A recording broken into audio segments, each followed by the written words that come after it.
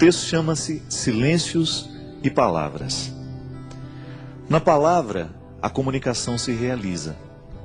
No silêncio, ela se completa.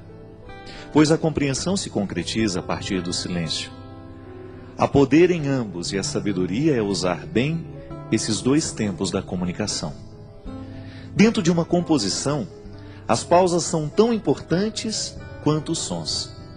Uma boa orquestra é aquela que executa bem as dinâmicas das pausas e das continuidades. Mesmo no silêncio da pausa, a canção continua.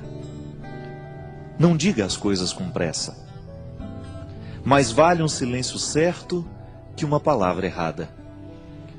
O poeta mineiro Carlos Drummond de Andrade recomendava aos poetas: convive com os teus poemas antes de escrevê-los.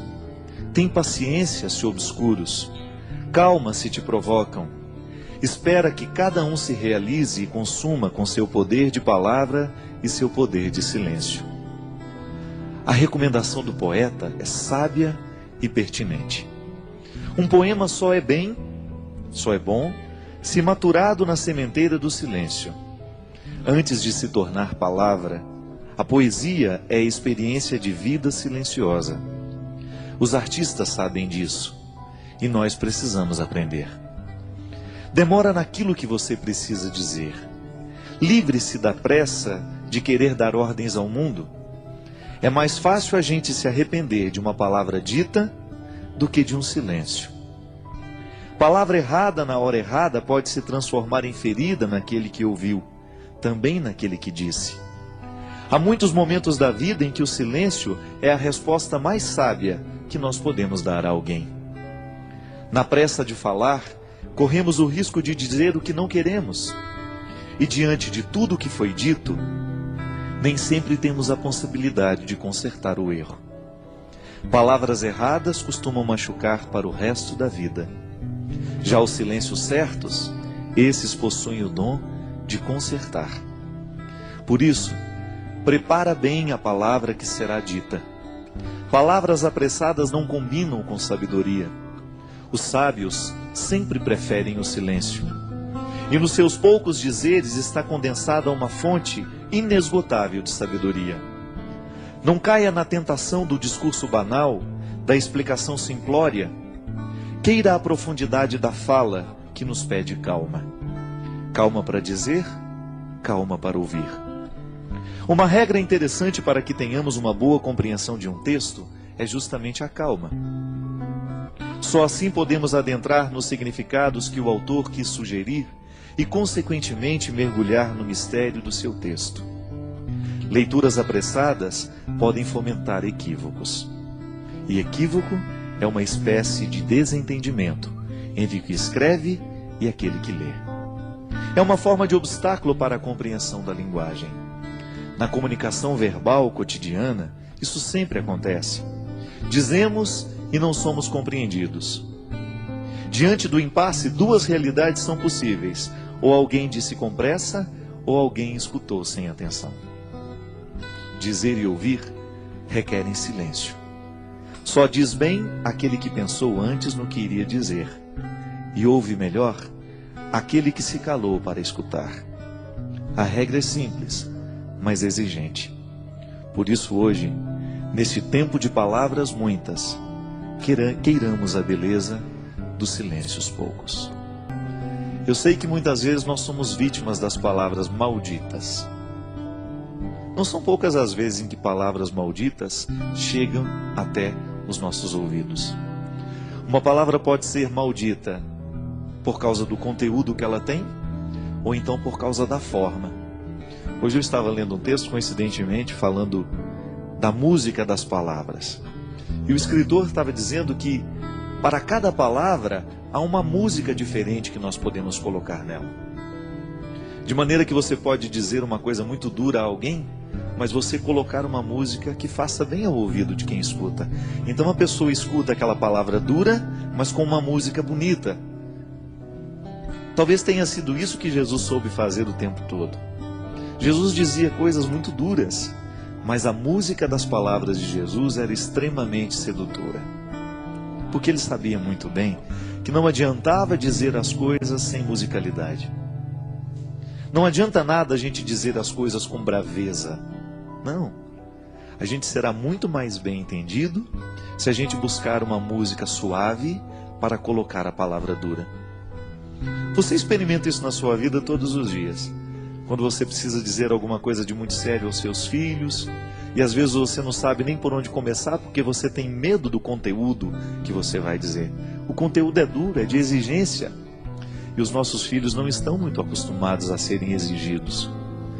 Eles entraram nessa mística do mundo de hoje, nessa tendência do mundo de hoje, de que tudo tem que ser muito simples, tudo tem que ser muito fácil e rápido. E educar os filhos muitas vezes requer um discurso duro, exigente. Então você vai descobrir junto de Jesus que é possível dizer coisas duras com musicalidades atraentes. É isso que fazia com que as pessoas parassem para prestar atenção no que Jesus tinha a propor. O reino de Deus que Jesus propunha não era coisa fácil, não era coisa simples. Dá trabalho construir o reino. Mas ele construía de um jeito tão terno que as pessoas esqueciam a dureza da palavra e se prendiam na música que envolvia aquela palavra. Minha gente, muitas vezes o que a gente faz de errado não é o que a gente diz, mas é como a gente diz. É a música que a gente coloca na frase. Pode ser que hoje você tenha ferido alguém com aquilo que você disse. Pode ser que hoje você tenha sido ferido por alguém com aquilo que você disse. E talvez você não tenha errado naquilo que você disse. Você tinha razão naquilo que você disse. Você estava certo ao reivindicar o que você reivindicava ou ao dizer aquela verdade que você disse. Mas talvez você não tenha escolhido o melhor jeito de dizer. Talvez você se perdeu na pressa, na raiva, na ira. É estranho, mas na vida a gente perde a razão quando a gente fica bravo. Na vida a gente perde a ternura quando a gente se irrita, porque a ira, ela tem o poder de retirar de nós a sabedoria. E quando nós estamos fora da sabedoria, geralmente nós não sabemos colocar músicas nas palavras. Todos nós gostamos de música. Todos nós gostamos de ouvir aquilo que entrou um dia dentro do nosso coração, nos fez bem. Por quê? A palavra veio com música, ela não veio sozinha. O intérprete colocou naquela palavra uma intenção tão bonita que você de fato acreditou naquilo que ele estava cantando. Uma canção bem interpretada, ela expressa todo o poder de verdade que o compositor quis dar.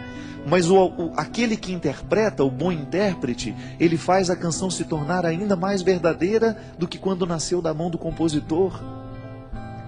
Porque ele soube colocar a intenção da voz.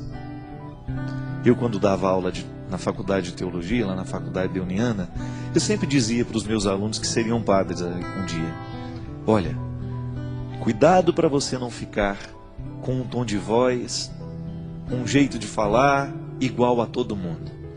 Busque a melodia das palavras. Busque o seu jeito de dizer. E que o seu jeito de dizer as verdades evangélicas, que o seu jeito de ensinar o evangelho, a palavra de Jesus, as coisas boas da vida, estejam de acordo com aquilo que você verdadeiramente acredita em e identifica neste mundo como ternura. A palavra pode ser dura, mas a música que envolve a palavra não precisa ser. Porque aí você vai ter um poder de convencer muito maior do que se você estivesse usando a palavra dura com uma capa, uma armadura. Não. Todos nós temos medo de armadura, porque ela nos recorda a guerra. E às vezes, ao invés de colocar melodia, música na nossa palavra, a gente coloca armadura. E aí a gente assusta aquele que nos escuta, a gente machuca aquele que nos escutou.